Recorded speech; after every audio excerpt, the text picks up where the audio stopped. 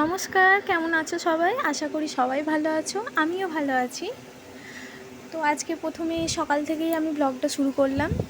তো এখানে আমি ঝাঁট দিয়ে নিচ্ছি, পরিষ্কার করে ঝাঁট দিয়ে নিচ্ছি, কারণ বাড়িতে বাচ্চা ছেলে আছে। বাচ্চা ছেলে থাকলে তো এটা ওটা মুখে দেবেই। তো এইদিকে ঝাঁট দিতে দিতে আমার ছেলেও উঠে পড়েছে, তাই চটপট কাজ সেরে নিচ্ছি, নইলে ঝ্যাঁটার কাছে এসে পড়বে, ধুলোয় গড়াগড়ি খাবে। এই তো কাজ বাচ্চা ছেলেদের, বাচ্চা ছেলে থাকলে যা হয় বাড়িতে আর কি। তো ঝটপট ঝাঁটটা দিয়ে এবার আমি ছেলেকে কিছু খাওয়াবো, নিজে কিছু খাবো। তো এখানে আমাদের হচ্ছে আমি প্যাকেট দুধ নিই আমরা, তো আমি ঝাঁটটা দিয়েই দুধটা নিয়ে আসি, দুধ দিয়ে যাই, বাইরে ব্যাগ রাখা থাকে, দুধ দিয়ে যাই। কিন্তু আজকে ভুলে গেছি, আবার দরজা খুলে আবার নিয়ে আসলাম। যে এখানে উঠান ঝাঁট দিয়ে নিয়েছি, উঠান ঘর। এইদিকে আমি বসে পড়েছি দুপুরে রান্নার আনাজ কাটতে। ঝটপট কেটে নিচ্ছি, নাহলে ছেলে বটির ওপর এসে পড়বে, প্রচণ্ড ছটপটে। তো এইদিকে আজকে আমি করব একটু শুক্তো করব। বাড়িতে যা আনাজ থাকে সেটাই আমি দিয়ে মানে যা হয় সেটাই করে নিই।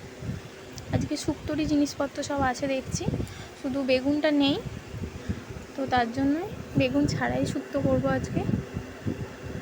আর এইদিকে হচ্ছে ঢ্যাঁড়স কেটে নিচ্ছি, ঢ্যাঁড়সের ঝাল হবে, আর একটু মুসুর ডাল করব। আর ওইদিকে দু চারটে পটল ছিল, পটলগুলো কেটে নিচ্ছি, ভেজে নেব। তো এটাই হচ্ছে আজকে আমাদের দুপুরের মেনু। তো এটা করতে করতেই আমার 10:30 বেজে গেছে।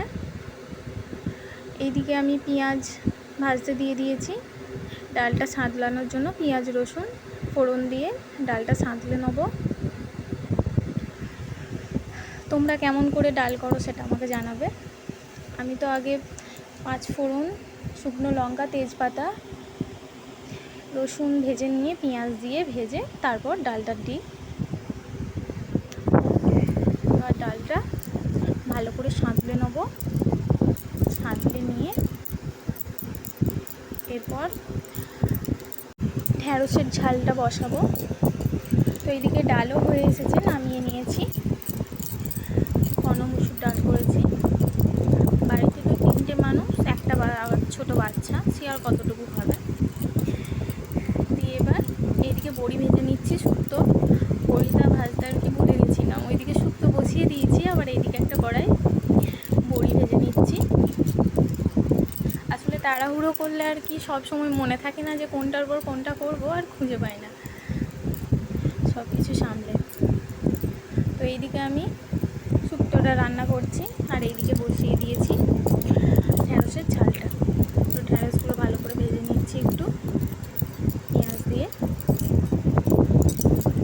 তো এইদিকে শুক্তোও নামিয়ে নিয়েছি, শুক্তোও হয়ে গেছে সব কিছু দিয়ে। আর এইদিকে আমি সর্ষে বাটা দিয়ে প্রায় হয়েই এসেছে, ঝোলটা এবার নামিয়ে নেবো। আমি একটু ঢ্যাঁড়সের ঝাল বা মাছের ঝাল করলে একটু কারি পাতা দিই, আমার খুবই ভালো লাগে কারি পাতার সেন্টটা। এইদিকে কারি পাতাটা একটু দিয়ে দিলাম। আমার তো খুবই ভালো লাগে, কেন জানি না। ধনে পাতাও যেমন ভালো লাগে, সেরকম এখন তো ধনে পাতা নেই, সিজন নয় ধনে পাতার। তো কারি পাতা আমাদের বাড়ির পাশেই গাছ আছে সেহেতু যখন পারি তুলে নিয়ে এসেই দিই, এটাই আর কি। এই যে ঢ্যাঁড়সের ঝালও প্রায় মাখো মাখো ভালোই হয়ে গেছে। তো এবার আমি স্নান করে নিয়েছি, স্নান করে কাজ হচ্ছে আমার পুজো করা। স্নান করে পুজোটা ঠাকুরের দিয়ে নিই।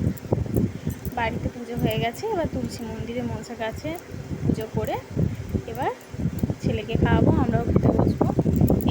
এই হয়েছে আমাদের মেনু, বললামই তো আগে, তারপর দেখিয়ে দিলাম। এরপর একটু শুতে না শুতেই বেরিয়ে পড়েছি একটু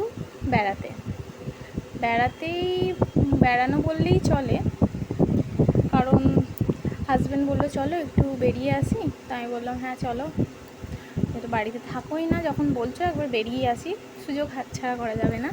তো আমার ছেলে তো ভীষণই ভালোবাসে। তো এইদিকে আমরা আমাদের ডেস্টিনেশনে পৌঁছে গেছি। এসেছিলাম একটু মোমো খেতে, চিকেন মোমো নিলাম। চিকেন মোমোটা বেশ ভালোও ছিল, এর আগেও আমরা খেয়েছি ওখানে, খুবই ভালো লেগেছে। তো এবারেও হাজব্যান্ড বললো চলো যে খেয়ে আসি, কারণ মোমো খেতে তো ভালোই লাগে। তো আজকের ব্লগটা তো এই পর্যন্তই, তোমাদের কেমন লাগলো তোমরা অবশ্যই জানি।